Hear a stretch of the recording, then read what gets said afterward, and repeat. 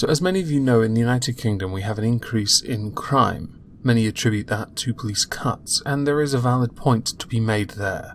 Certainly when the Chancellor of the Exchequer gave his budget and there was a distinct lack of reference to increased spending on the police, many could certainly and rightfully criticise the fact that with diminishing budgets and the police focusing their resources elsewhere, or being a bit late to the ballgame to the point where more money is having to be invested into crimes that should have been dealt with decades ago, many would and rightly point out that we do need more police to tackle the increase in violent crime. Knife crime has skyrocketed. Sexual assault is on the rise as well. This can be attributed to many different factors.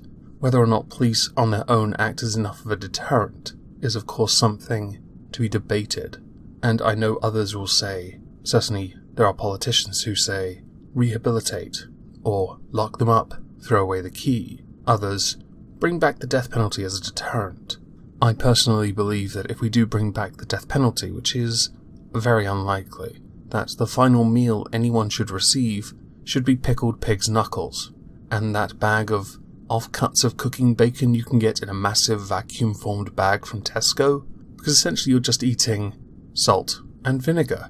I know I haven't given much of a serious response as far as that subject goes, but that's only because reductio ad absurdum is applicable to something that will never happen in the United Kingdom. We are not going to bring it back.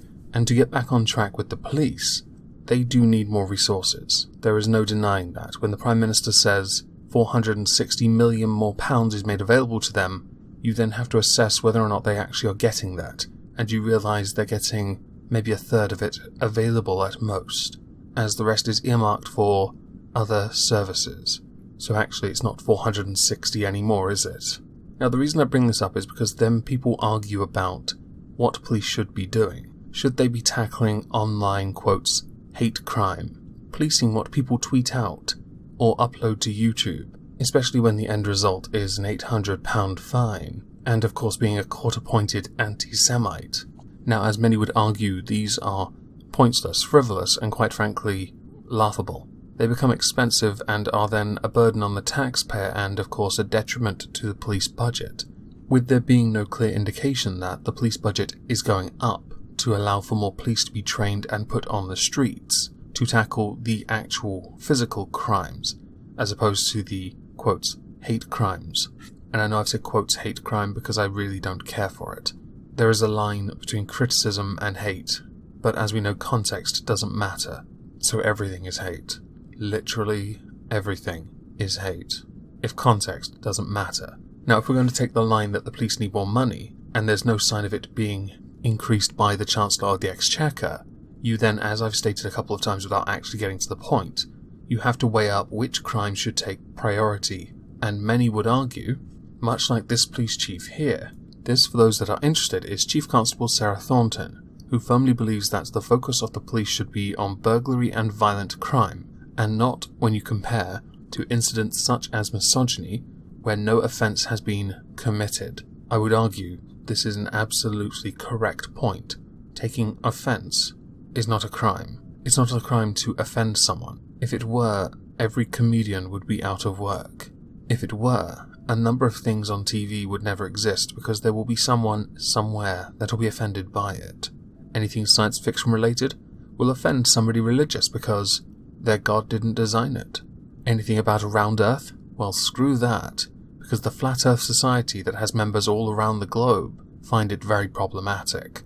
And of course anything that mocks social justice and or anti-social justice, and insert whatever remark here. You get the point. The fact is, there will be someone somewhere that will be offended by something for some reason. And as far as misogyny goes as a crime, I personally think it is one of the weakest ones that lots of money is being invested into, when we could just spend more time educating people to not use certain lines or rhetoric when in conversation with people, so as to prevent or not exclude people or make them feel offended.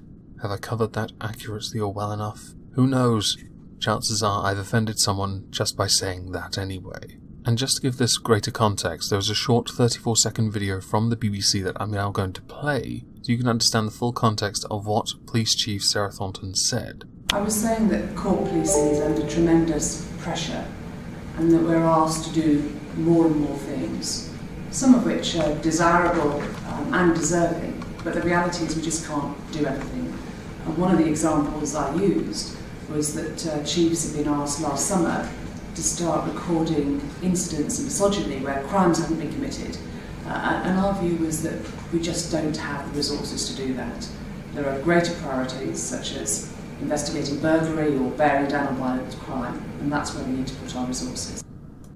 Right, so now we have the context and understand that it is down to resources available and what it is being allocated to. With that context and understanding that she doesn't mean it to be intentionally exclusionary of certain crimes, but to prioritise crimes based on actual severity, and misogyny apparently is quite low down. We're going to move to Suzanne Moore here, who tweeted out this. Now I've archived this, because she tweeted this out at 8:07 AM on the 1st of November.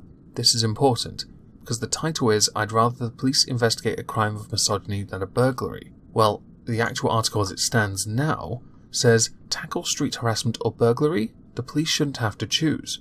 And that's because it was altered at 2:48 PM GMT on the 1st of November 2018. One can only assume, what with all the criticism she received on her tweet alone in fact, that it's possible she didn't take it too well. And I firmly believe that she will undoubtedly delete this tweet at some point.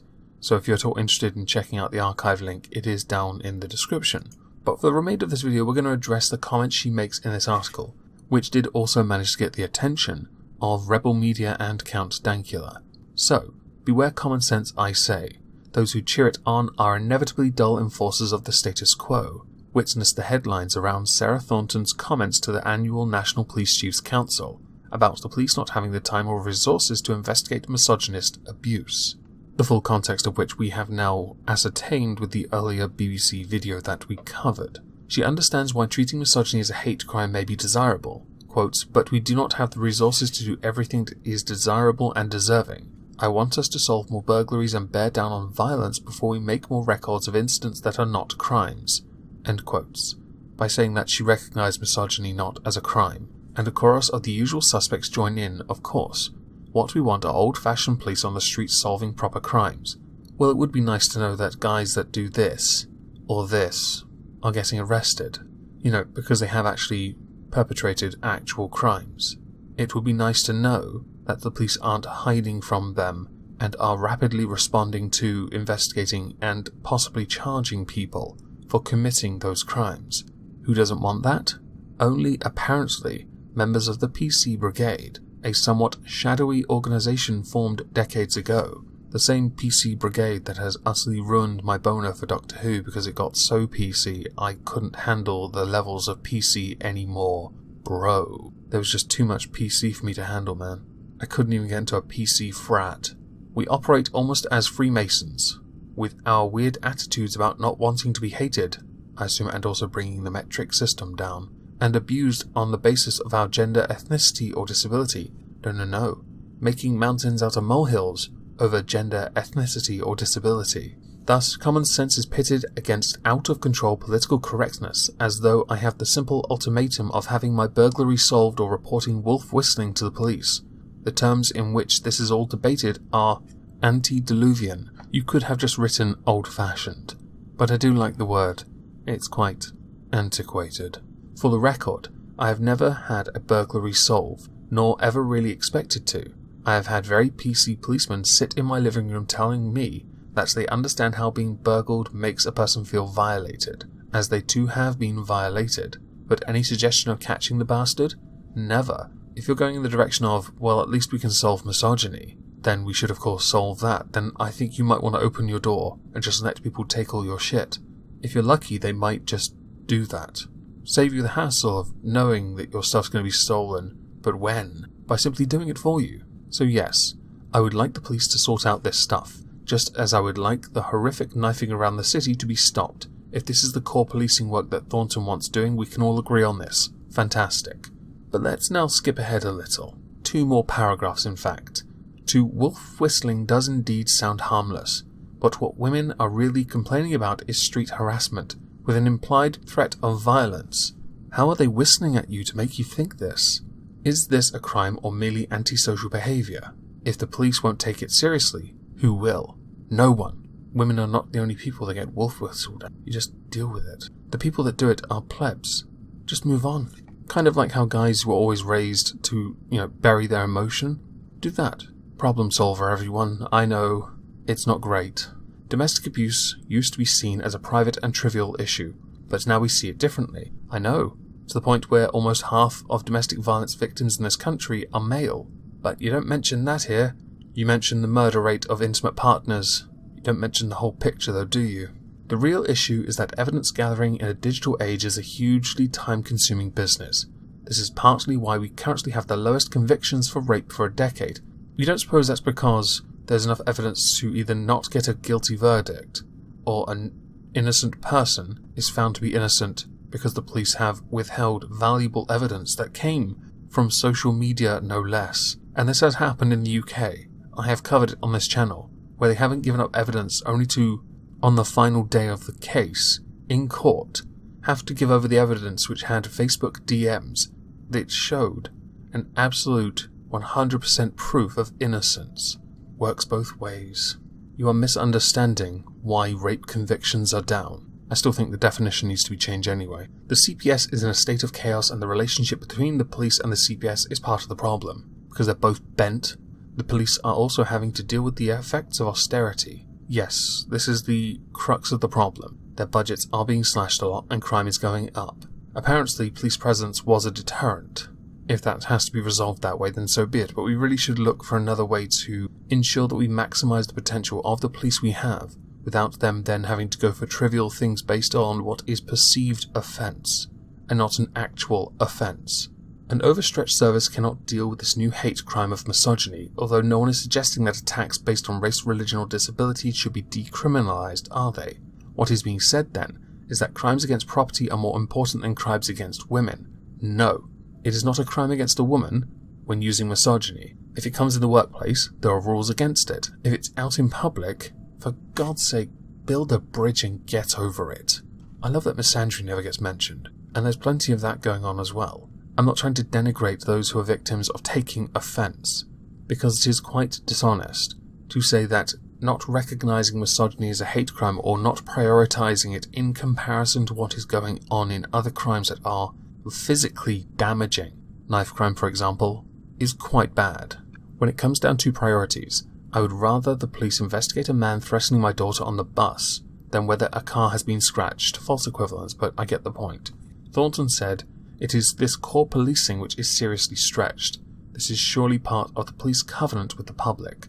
Half the public are women. I know I am deranged with political correctness to say this, but where are we in this covenant? Should I now be playing the do-do-do-do-do-do-do-do-do-do-do? Nope, I'll get a copyright strike. As far as I'm concerned, prioritising physical crimes where actual people get hurt should take priority over misogyny. It should always take priority. Misogyny is something that can be changed at a societal level without having to criminalise the very thought of it. Affect change without having to enforce a law. If you bring in more laws that affect what people can say, people will say it anyway. It's like white people saying nigger, or wearing blackface.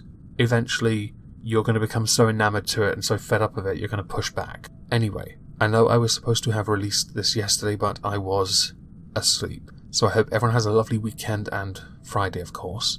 I will be streaming tonight at 9 PM GMT responding to Prime Minister's questions, and then at 10 PM a game stream either of Vermintide 2 or 7 Days to Die. I have yet to make the decision, and thank you all for listening.